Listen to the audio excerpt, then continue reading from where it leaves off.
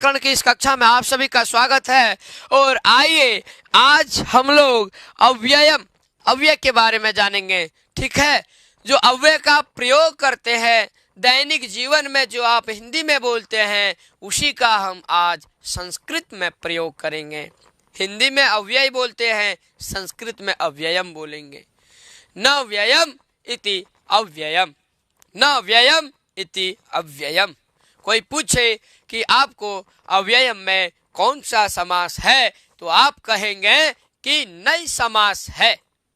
अव्ययम में कौन सा समास है? नई, तत्पुरुष समास नई। तो आइए अव्ययम को समझें कि अव्यय है क्या। तो देखिए यहाँ प्रयोग हुआ है, जैसे अधः, नीचे, जैसे हिंदी में बोलते हैं नीचे, और संस्कृत में क्या बोलेंगे? अधः। फिर ऊपरी अर्थात ऊपर, ऊपरी मतलब, और अधः मतलब, हाँ, ऊपरी का अर्थ ऊपर, अधः का अर्थ नीचे।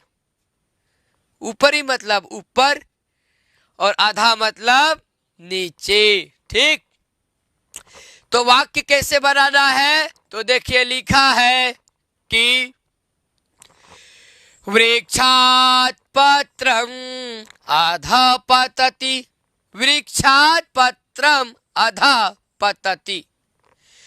जो वृक्ष से जो पत्ता गिरता है वह नीचे गिरता है, तो नीचे को संस्कृत में अधः कहेंगे। क्या कहेंगे? हाँ, अधः कहेंगे। और यह अधः क्या है? अव्यय है। बोलिए। हाँ, अव्यय।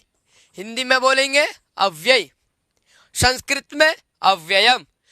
अधः इति अव्ययम, अधः इति अव्ययम, ऊपरी इति अव्ययम। ऊपरी क्या है? तो अव्यय है। विमानः घनानाम ऊपरी गतः। वाक्य है कि विमानम घनानाम ऊपरी गतः, जो विमान जा रहा है, जो हवाई जहाज, वह घनानाम बादलों के ऊपर। ठीक है, घनानाम ऊपरी, घन मतलब बादल, मेघा, तो उसके ऊपर जो है गया, गता मतलब गया। विमानः, कहा विमानः, पुल्लिंग में प्रयोग हुआ है विमानः, विमानः गतः। कुत्र गतः? घनानाम ऊपरी, ऊपरी मतलब ऊपर। क्या बोलेंगे? हाँ, ऊपरी का अर्थ हुआ ऊपर। कहा ऊपरी गतः विमानः, केशाम ऊपरी, घनानाम ऊपरी, घन बादलों के ऊपर, है ना। विमानः घनानाम ऊपरी गतः, तो ऊपरी का कोई रूप नहीं चलेगा। अर्थात ध्यान रखिए, जो यहाँ आपको अव्यय पद दिखाई दे रहे हैं कुछ, यहाँ देखिए ध्यान से, जैसे अधः, ऊपरी, दूरतः, यथा, एकस्मिन, संप्रति, पूरा, नाना, इनका रूप नहीं चलेगा सातों विभक्तियों में। ये जैसे के तैसे रहेगा। जो अव्यय होते हैं त्रिशिलिंगु, त्रिशु, त्रिशु, त्रिशु, क्या बोलेंगे? त्रिशु अर्थात तीनों, लिंगेशु, त्रिशु लिंगेशु, तीनों लिंगों में, त्रिशु वचनेशु, समान एक ही रूप रहेगा, जस का तस, अर्थात ऊपरी। अधः, इसका कोई रूप नहीं। दूरतः, ठीक है ना। आइए दूरतः का उदाहरण लीजिए। कुमार्गम दूरतः त्यजेत, कुमार्गम, कुमार्गम दूरतः त्यजेत, कुमार्ग को छोड़ देना चाहिए। कुमार्ग मतलब समझ रहे हो? अर्थात जो बुरी रास्ता है, जो कुमार्ग है, अच्छी रास्ता जो नहीं है, उसको छोड़ देना चाहिए। दूरतः मतलब दूर से ही छोड़ दो, दूर से ही उसको छोड़ दो। तो दूरतः क्या है? अव्यय है। क्या है? इसीलिए यहाँ न विभक्ति कोई लगेगी और न कुछ। तो यहाँ दूरतः जस का तस प्रयोग हो गया। सर्दी है इसीलिए थोड़ा थोड़ा रुक के बोलना पड़ रहा है।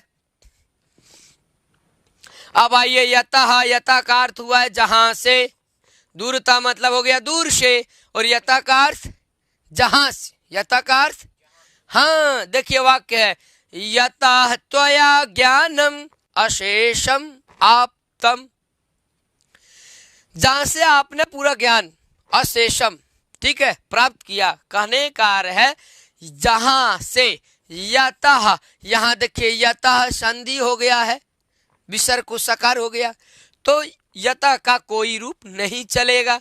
उसी तरह एकस्मिन, एक समय में, एकस्मिन वने सिंह निवसति स्म, एकस्मिन हमेशा एकस्मिन में ही रहेगा, ठीक। एक समय वने सिंह निवसति स्म, वन में कौन रहता था? सिंह रहता था। एक समय वन में, हाँ। संप्रति, जैसे एकस्मिन उसे वैसे ही संप्रति, संप्रति का अर्थ क्या होता है? इस समय, इसी समय या अब, ठीक है।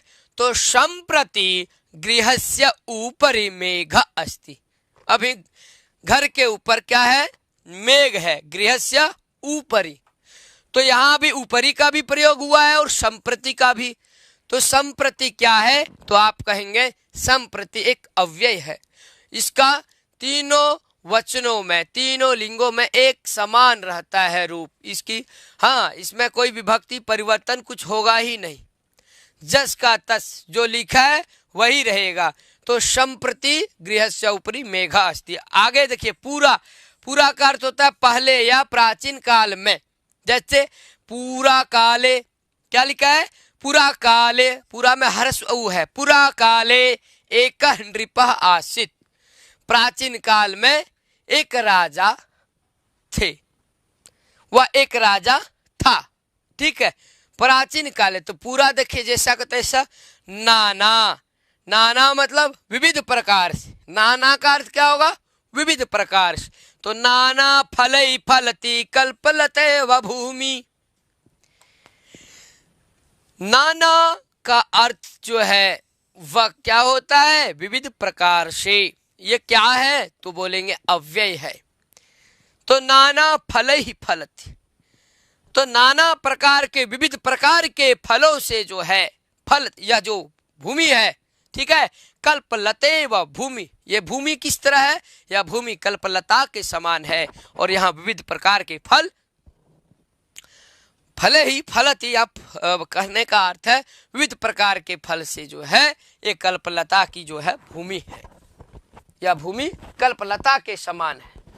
और फल ही फलति, नाना प्रकार के फलों के द्वारा फलित होती है, ठीक।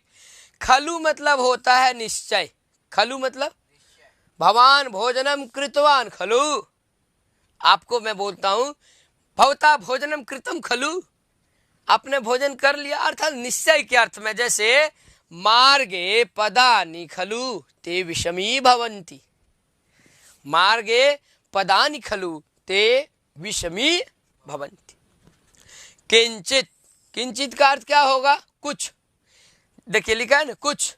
किंचित अल्पाहारम ददातु, किंचित जलम पिबतु, किंचित धनम ददातु, किंचित पठतु। कुछ, किंचित मतलब कुछ, इसका रूप नहीं चलेगा। ये क्या है? किंचित अव्यय पद है। क्या है?